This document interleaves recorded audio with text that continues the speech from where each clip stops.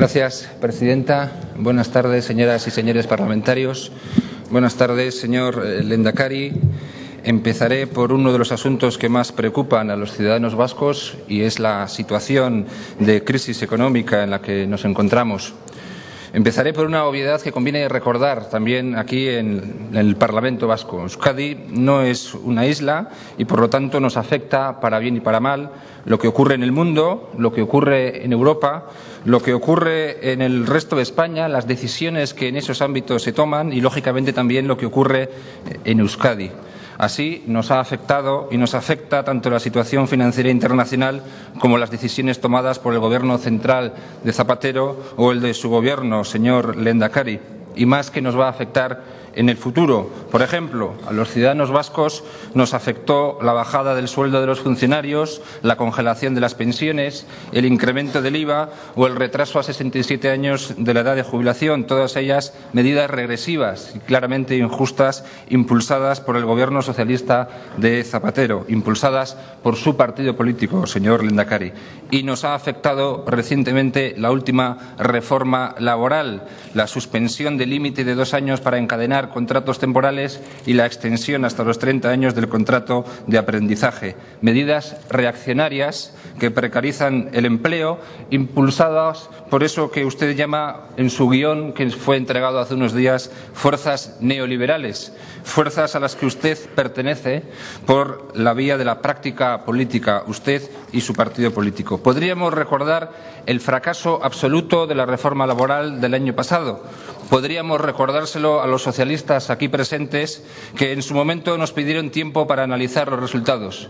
Pues bien, desde entonces, el 93% de los contratos que se han firmado en Euskadi desde la aplicación de esa reforma han sido temporales. Es decir, el Gobierno central ha sido y es responsable por acción o por omisión de la situación económica de España. Y la conclusión es evidente. El actual Gobierno central es una rémora evidente para los ciudadanos vascos porque no ha dado prácticamente ni una durante los últimos años. Y es responsable también su autocomplaciente Gobierno, señor Lehendakari, que habitualmente nos repite lo de la crisis financiera internacional para no asumir su propia responsabilidad y echar balones fuera. En Euskadi vivimos en una situación evidente de crisis económica. Tenemos casi el doble de parados que hace 2 años o 2 años y medio. Ciudadanos víctimas de la situación económica internacional, pero también víctimas de la aplicación en casa de una serie de medidas económicas equivocadas.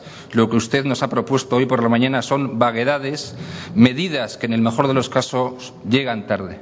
Lo cierto es que el futuro para Euskadi es complicado, que el número de desempleados va a crecer y que el crecimiento no va a ser tan positivo como se planteaba hace unos meses. Lo cierto es que la salida de la crisis todavía no se atisba y la situación puede volverse muy complicada. Todo esto, lógicamente, nos obliga a modernizarnos en todos los sentidos. Podemos dar una serie de datos concretos. Más de la mitad de los vascos no pudo ahorrar nada en el año 2010. Más de 400.000 asalariados siguen sin renovar sus convenios. 33.100 hogares en los que no trabaja ninguno de sus miembros. 5.200 hogares más que hace un año. Casi la mitad de los parados de Euskadi no cobra ya ninguna prestación. Es decir, cada día hay más gente que lo está pasando peor en Euskadi. Por no hablar de la recaudación. Ciertamente, los ingresos no están cumpliendo sus previsiones. Es curioso, pero suelo recordar estas últimas semanas que en diciembre, durante el debate de los presupuestos, dije en esta misma tribuna literalmente: la previsión de ingresos no se ajusta a la realidad. Y la portavoz socialista se echó las manos a la cabeza. Hoy sabemos que era verdad lo que decía Unión, Progreso y Democracia. La previsión de ingresos no se ajustaba a la realidad. Por lo tanto, los presupuestos estaban mal hechos. Todo esto por no hablar del fiasco de las vacaciones fiscales o lo que puede ocurrir con el caso Robert. Ante esta situación, por lo tanto, su objetivo prioritario debería ser luchar contra el paro sin melancolía y sin excusas y tomar las medidas necesarias para modernizar Euskadi. Esta es su responsabilidad. Usted ha hablado de fiscalidad. Ahora dice que quiere discutirlo todo, cuando realmente lleva 2 años y medio negándose a discutir nada relacionado con este asunto. Aquí hemos planteado serios debates sobre fiscalidad y usted siempre terminaba respondiendo que no es asunto de su competencia. Podemos echar la vista atrás y esto ha sido realmente así. Ustedes eliminaron el impuesto sobre el patrimonio, que ahora han querido recuperar. UPyD llevaba reclamando toda la legislatura la recuperación de un impuesto sobre el patrimonio que no provoque deslocalizaciones ni, desde luego, paraísos fiscales, como ha prometido el diputado general de Álava. Ustedes bajaron los impuestos a los que más tienen en el resto de España. Ustedes bajaron el impuesto de sociedades. Esa es la política fiscal que ustedes, los socialistas españoles, han aplicado en el conjunto del país. Ustedes aplicaron, por lo tanto, una política fiscal claramente regresiva e injusta. Nosotros sí pensamos que deberíamos modificar la fiscalidad, por ejemplo, eliminando el trato privilegiado de las rentas de capital o apostando por una fiscalidad mucho más justa y progresiva y luchando con mucho más ahínco contra el fraude fiscal. Ustedes despacharon todos los debates planteados por distintas fuerzas políticas acerca de la fiscalidad y la lucha contra el fraude fiscal. Pero obviamente no podemos hablar de fiscalidad, no podemos hablar de lucha contra el fraude fiscal sin decir que no tenemos por qué vivir obligatoriamente en la disfuncionalidad institucional que padecemos en la actualidad. No nos merecemos el entramado institucional vasco que tenemos. No es normal que en Euskadi, comunidad con apenas 2 millones de habitantes, tengamos nada menos que 4 parlamentos. No es normal que existan 3 haciendas forales con competencias fiscales. No es normal que tengamos luego que tener un hermético, desconocido y misterioso órgano de coordinación tributaria que trate de coordinar, no se sabe cómo, todas esas políticas fiscales que aplican los territorios históricos. Usted decía que pocas comunidades de nuestro tamaño tiene tantas administraciones como la nuestra. Realmente no hay ninguna que tenga tantas como la nuestra.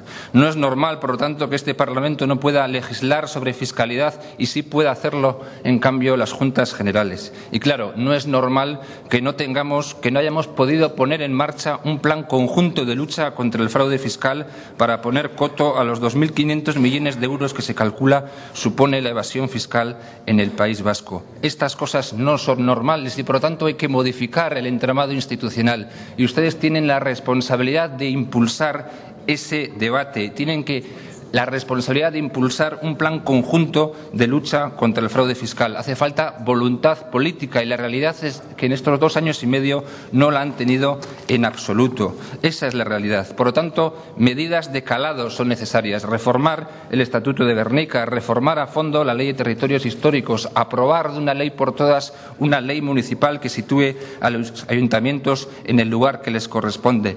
El modelo territorial no es un fin en sí mismo, sino un medio para garantizar el mejor servicio posible a los ciudadanos. Esa es una responsabilidad que habrá que tratar muy seriamente en los próximos meses y en los próximos años. Tenemos que poner en evidencia a los foralistas que impiden la modernización de Euskadi, impulsando tantas veces como sea necesario este debate. Es fundamental. Objetivos, por lo tanto, de modificar este entramado institucional, acabar con la hipertrofia administrativa, conseguir servir mejor y de manera más igualitaria a los ciudadanos, evitar duplicidades, evitar recortes sociales y habilitar mucha más igualdad. Este es el trabajo que va a quedar pendiente en Euskadi en los próximos años. Termino hablando de lo que es la lucha contra ETA. No estamos de acuerdo en que sea necesario un plan de paz. Los vascos no necesitamos ningún plan de paz porque no estamos en guerra. Los vascos necesitamos libertad plena, que es lo que no hemos tenido en los últimos 75 años. Y los demócratas vascos necesitamos que esta historia termine con vencedores y vencidos, señor Lehendakari. Hay que evitar, desterrar, rechazar a toda costa políticas contemporizadoras. Hay que hablar claro, hay que decir que no podemos admitir el chantaje de una banda terrorista que no ha sido derrotada aún, como usted ha dicho, señor Lehendakari. ETA sigue viva, sigue amenazante, sigue a la espera de acontecimientos, está tratando de chantajear al conjunto de los partidos políticos y a la sociedad. Esa es la realidad. Su objetivo es, por lo tanto, imponer un proyecto político al conjunto de la sociedad. Por lo tanto, lo que hay que reclamar aquí es el Estado de Derecho y la legalidad vigente y las libertades. No hay que inventarse ningún plan de convivencia nuevo. Ya lo tenemos. Es la Constitución española y es el Estatuto de Gernika. No podemos entender que ustedes hayan considerado algo positivo que los presos de ETA hayan dado su apoyo al acuerdo de Gernika. El acuerdo de Gernika es un pacto entre nacionalistas para defender un modelo basado en la negociación política y que pide nada más y nada menos que la amnistía, lo cual supondría la impunidad y legitimar décadas de terrorismo. No estamos de acuerdo. Ustedes han venido diciendo en los últimos años que solo esperaban un comunicado de ETA, el que anunciara su final. Pues bien, ese todavía no ha llegado. Por lo tanto, no estamos de acuerdo en que ustedes vean positivo que los presos de ETA hayan apoyado este acuerdo de Gernika, un acuerdo antidemocrático para imponer el modelo de negociación. Tampoco podemos permitir que algunos logren, como pretenden, reescribir un relato fabulado o inventado. Pretenden colarnos, señor Lehendakari, la teoría del conflicto político, algo así como ETA y el Estado enfrentados y produciendo víctimas en ambos lados. Hay que desterrar todo esto, hay que decir que es una gran mentira. Tienen Señor ustedes Maneiro. que decir que no están de acuerdo. Voy terminando, señora presidenta. Señor Maneiro, le solicito, por favor, que acabe ya, porque si no está restando tiempo de sus compañeros. Gracias. Termino para decirle, señor Lehendakari, no tengo tiempo de analizar cada una de las políticas impulsadas, pero lo que se necesita es formular de verdad y de manera creíble un discurso alternativo al nacionalista. Todas las políticas que ustedes han aplicado en los últimos 2 años y medio han estado caracterizadas por el miedo reverencial que ustedes tienen al nacionalismo. Sean ustedes como son y no tengan miedo y defiendan los derechos de ciudadanía y la derrota de ETA. Gracias, presidenta. Gracias, señor Maneiro.